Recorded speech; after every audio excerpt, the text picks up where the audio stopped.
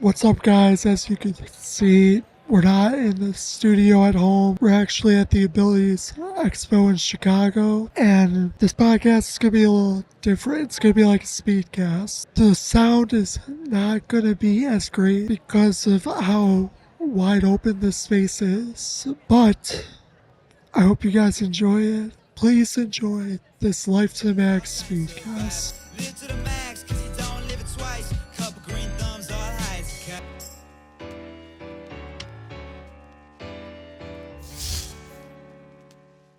What is up, everybody? It's the Life to Max podcast. We're at the Abilities Expo in Schaumburg, Illinois. It is June 20th, 2025, and today I have the first paraplegic to ever be elected into Congress. Is that correct? Into the state legislature here in Illinois. State legislature. Yes, sir. In Illinois. What's your name, sir? Dan McConchie. Dan McConchie. Well, I need to know about you, man.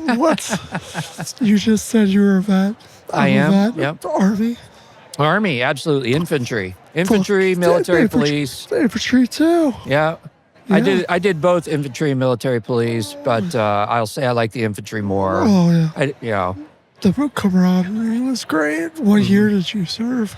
So I was in the reserves. I served from 89 to 98. Right. Wow, yeah, that's a long time. So, and then you went MP or infantry? I started off infantry, went MP, and then ended up back in the infantry before the end. You know, I came back home. I came back home. Were you ever overseas? I only spent a small stint in Panama after, we tossed out Noriega and tried to set that country on the right track. Yeah. I did some road building there. I had security for road building, but I didn't get to see the big show. I'm a little disappointed in that, actually. Yeah, me too. I was training to be a ranger in the 101st Airborne Division, and basically, I was high speed. You know what high speed means, right? Yeah. So I ran like a 4-minute, 19 mile, like a Wow. 30-minute, 5 mile. I was an expert shooter. So I was in a sniper scout platoon. So I was just like really trying to get somewhere. And unfortunately, I was in a car accident. I wasn't driving. I was coming home to see my family for my birthday. It was 3 days after my birthday. And I woke up in the hospital. Like 3 days later, I couldn't feel anything, couldn't breathe, couldn't do anything. And then here I am 9 years later, talking to the first paraplegic who was elected in legislation in Illinois. Yep, that's right. That's right. Well, I am so sorry about your story. I mean, it does happen to so many of us, right? I mean, so many people here at this expo that we're at who have similar stories. My story is that I rode a motorcycle. Okay. And my wife wanted me to sell the motorcycle, and I ignored her to my detriment, right? And one day I was driving over to a friend's house, and I woke up 2 weeks later. I'd been in a hit and run accident. I was going through an intersection. A car had turned on a red light, came straight into the left lane, which I was in, and pushed me and my bike into oncoming traffic. And so I woke up 2 weeks later with a spinal cord injury. I'd broken 5 vertebrae in my lower back. I broken my clavicle, 6 ribs, my shoulder blade from top to bottom, which I'm told is really hard to do. Deflated left lung. Yeah, I was really screwed up for a while. It took about a year before I was really kind of back at it again.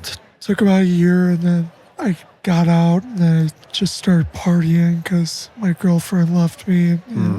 That was tough. The hospital setting is tough, man. And were you a paraplegic always?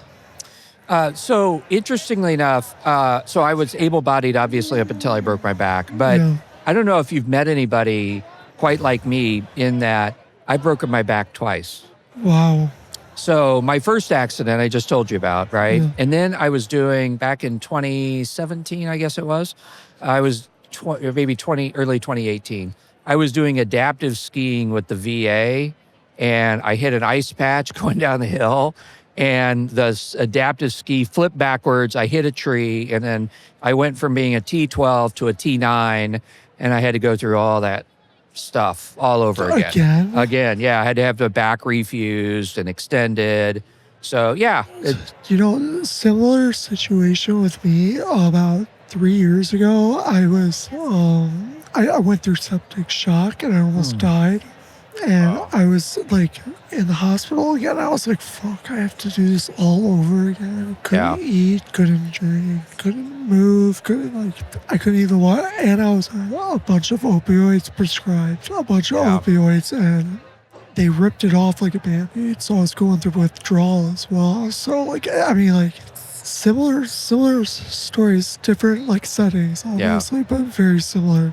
So here's the big question. What got you into politics? So I've kind of always been in politics. Actually, when I was going to school, I was actually studying to be a pastor of all things, interestingly enough. And during that time, I ended up going to a rally. It was a presidential rally. I really got interested in politics. When you graduate college, you don't know what to do with your life. You go to grad school. So I did that. And during that time, I started working on public policy related issues having to do with bioethics, end of life questions, stuff like that. Ended up doing that almost 20 years. And gosh, I was injured 2007. And then it was 2015. I had some local people come up to me and say, hey, we're interested in you running for office. And I said, hey, I really like being married. No, thank you. And they kept asking. And I said, well, maybe she won't notice. And eventually I did. I ended up running for the state house, and then ended up being called one day during that campaign by the state senator saying he was stepping down. Ended up running against two other people, winning a very heavily contested three-way primary. And yeah, that put me into the legislature, which interestingly enough, the Capitol building here in Illinois is not very accessible, as you might guess. Really? Well, it's really old, right? And so they had to completely remodel one of the committee rooms at the price of $1.6 million just so I would be able to get into it. And there was a lot of things that just are still not accessible to this day. Wow. But I spent about 8.5 years in the Senate. Really had the time of my life, wonderful experience being able to help all kinds of people, not just from my district, but across my state. And as I got to the end of my career, I started actually emphasizing working on stuff with people with disabilities. Okay. And we passed legislation to do kind of all kinds of cool stuff with that, helping make sure that people with disabilities are guaranteed an accessible parking space at condominium buildings, which they weren't before. Making sure that disabled veterans, if they have to modify their home, they can't be charged those permit fees from the village to put ramps in or just make the bathroom accessible. Yeah. That's now illegal here in Illinois. So I've been able to do some really cool stuff and really excited. And I left earlier this year to actually start a nonprofit working on accessibility public policy stuff, primarily at state and local level, but across the country. And part of the reason why I'm here at this expo and chatting with you is we want to hear people's stories and know how we can best help them. That's really amazing, man. Like that you're helping out our community. Because a lot of it, like I was just explaining this a few podcasts ago, because I've been rolling, but you've been busy here today, so I've been watching. Yeah. So everyone feels alone. Yeah. When they're disabled, amputees, they feel alone. Paralyzed people, they feel alone, but then they don't realize that there's this huge community that is trying to change the status quo of what disability is. And you remind me a lot of Christopher Reeves, because he was fighting politics with stem cell research. And right. Thank God for him, because we still can do stem cell research because of him, because he was fighting Congress. The first thing that made me feel like I was in a group that I belonged after my accident, it was very isolating, obviously, as you know, right? It's very isolating. And I had the opportunity, I was shortly after I had been gotten into the Senate, I had the opportunity to be able to honor the Paralympians here in Illinois at the University of Illinois at one of the football games, be able to take them out onto the football field and have tens of thousands of people cheer for them. And I was going from the breakfast that we had over to the football arena, which was next door. And I'm following behind this column of people, athletes in wheelchairs, and they're looking for the same thing I'm looking for. They're looking for, the concrete that's a little bit out of whack that I don't want to hit the wrong way, and don't get too far to the edge and stuff like this. And I suddenly had that feeling of, oh, wow, these people are like me, right? They have similar types of issues and problems and interests. But it's hard. You have to seek out that kind of community in order to really be able to find it. For me, I was only friends with like two people who are in wheelchairs because it was hard for me because I was like, I'm this soldier that used to run like fast as hell, shoot. I was active. I freaking was, with girls. I don't accept this position like with Dabdo and grief. Don't accept it, but I accept waiting for something to happen because I know a lot is happening in the spinal cord injury world, which I'm super excited about. And I'm super happy to meet someone like you today because you've done a lot for the disability community in Illinois, and I appreciate that. I really do, because I think Illinois is pretty good when it comes to disabilities. As far as Chicago, it's pretty ADA accessible and everything. Yeah, we do a lot of things right. There's still places of improvement that we ought to do, and I do, hope and pray that there is a cure that's able to come along that's helping both of us. As we know, that day isn't today, and so my mission today is, all right, how can I make the world a better place today with the powers that I've got, with the opportunity I have that, right? Let's not sit and waste time in that process. You're doing that. Thank you so much for your willingness to be able to do this and put yourself out there. I know it means a lot to a lot of people. It does. It means a lot for you being on the show, man. It really does. And I'm super excited for this to come out. Hopefully one day we could do a full podcast. If you're interested, I don't know if you're local. I'm local here in Chicagoland area, but me too. Then I'll come to you. Okay, my house is accessible, by the way, too. Thanks. I'm guessing so.